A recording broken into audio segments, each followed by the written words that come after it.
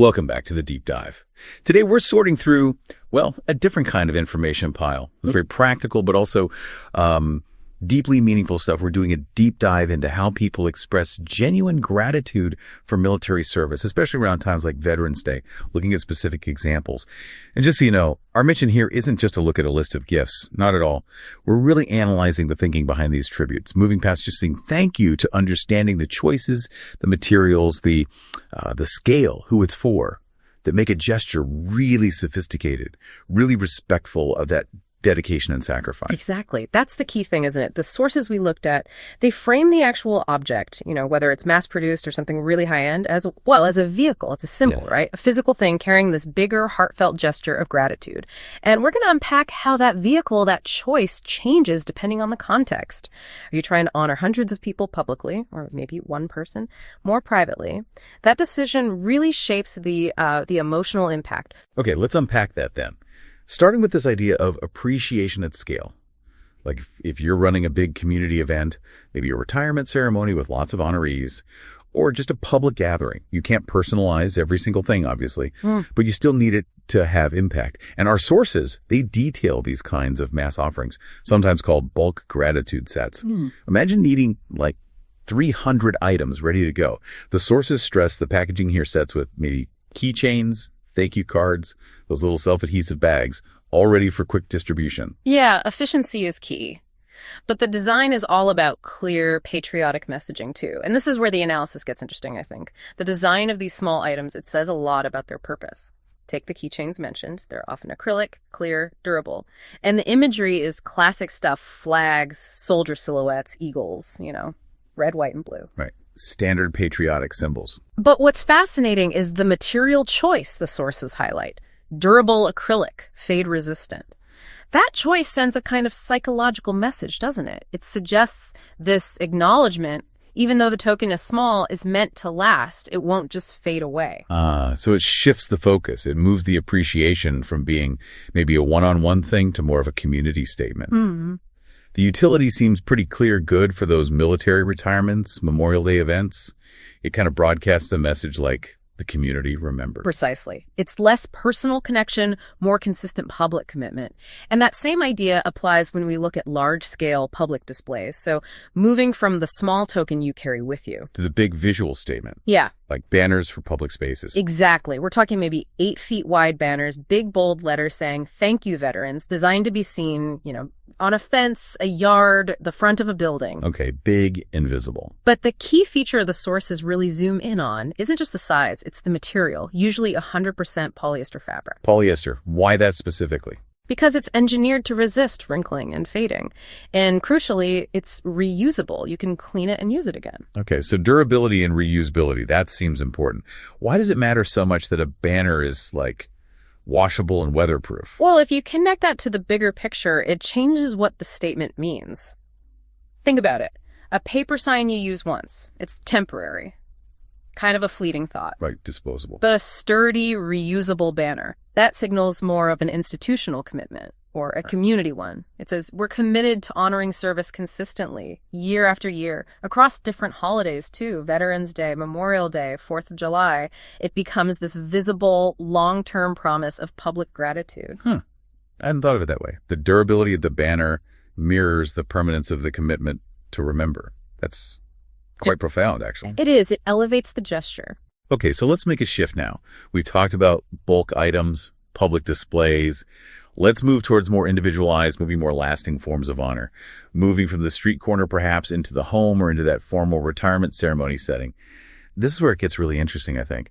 Focusing on things like art and formal recognition pieces, like this soldier large wall art described in the sources. This isn't just a poster, is it? No, not at all. It's described as a striking, really large framed canvas. You mentioned the size, maybe several feet wide, designed to be a major feature on a wall. And it combines that powerful military imagery with the American flag.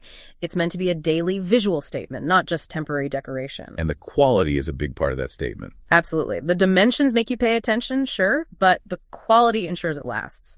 The sources get specific here. They mention high-definition 𝐓𝐡𝐸 printing. 𝐓𝐡𝐸, what does that mean for, the average person? Basically, it's a printing method that ensures really high quality, like museum-level color accuracy and longevity. It's printed on premium canvas using inks that won't degrade quickly. Okay, so it's built to last. Unlike the banner, but on a personal level. Exactly. And think about the psychological impact.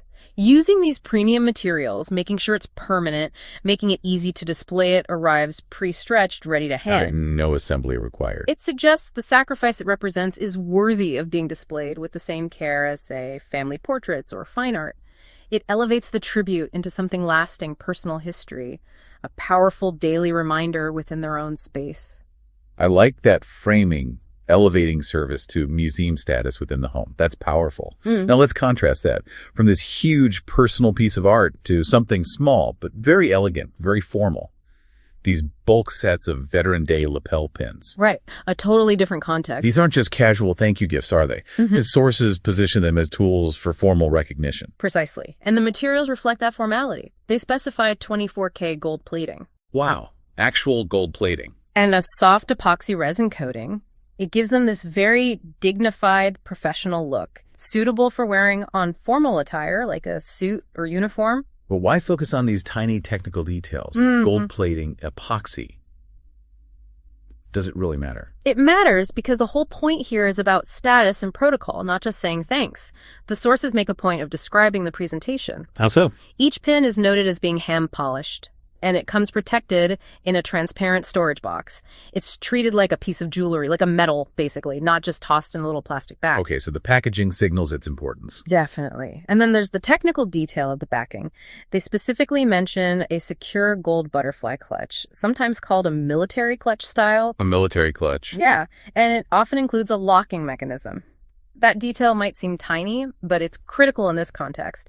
When you're formally recognizing someone, especially in a military-related setting, every element needs to align with certain standards of quality, of security. So the locking clutch isn't just practical, it's symbolic. Absolutely. This pin, right down to that tiny locking mechanism, is designed to signify formal closure, respect, achievement. That makes it appropriate for official recognition awards for retiring personnel. Army, Navy, Marines, Coast Guard, all branches. It recognizes not just their time served, but their rank, their position within that formal structure. That's fascinating, how a tiny detail like the clutch connects the small object back to the whole weight and structure of the military institution. Really subtle. Okay, let's pivot again. We've done formality, permanence. Now let's talk pure utility. Because sometimes the most thoughtful gifts are just really practical. Right, things people can actually use every day. But even here, the sources show how utility gets combined with some pretty deep sentiment. So what's next? Are these large packs of camouflage army socks?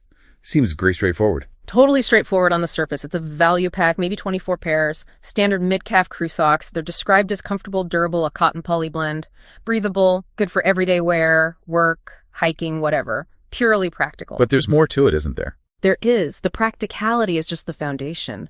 The element that makes them a tribute, a personalized one, is the text. Text on the socks. Where? It's found on the sole. On the soles. So hidden. Exactly. Think about that placement. The message is concealed when they're wearing shoes, walking around. But it's right there, visible, every time they put them on or take them off. What kind of messages? The sources mention powerful affirmations, things like, "My oath never expires," or "Every veteran is a hero." Wow. That's quite personal. And private. It really highlights that contrast, doesn't it, between the veteran's public life just wearing camo socks and their internal identity, their commitment. It's an incredible way to think about how a tribute can be internalized.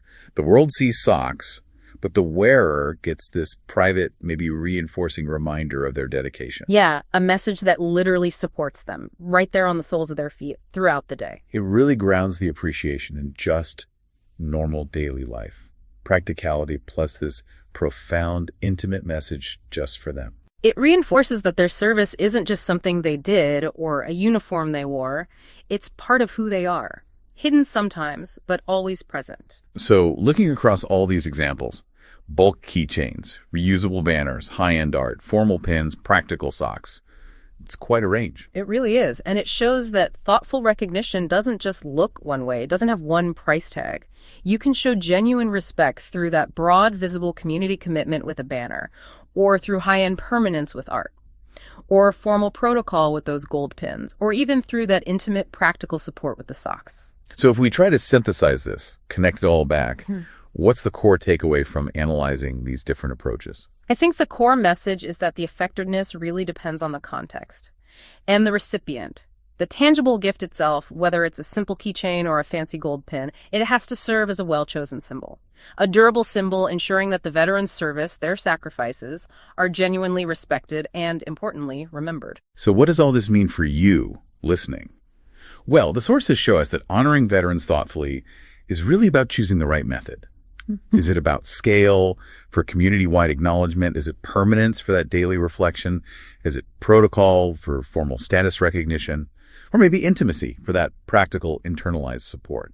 And the details matter, don't they? Whether it's the specific 𝐓𝐡𝐸 printing technique or the locking clutch or that hidden text on the sole of a sock, that's where the real thought, the real appreciation seems to shine through. Yeah, the specifics make the difference. And this brings up, I think, an important question for you to consider.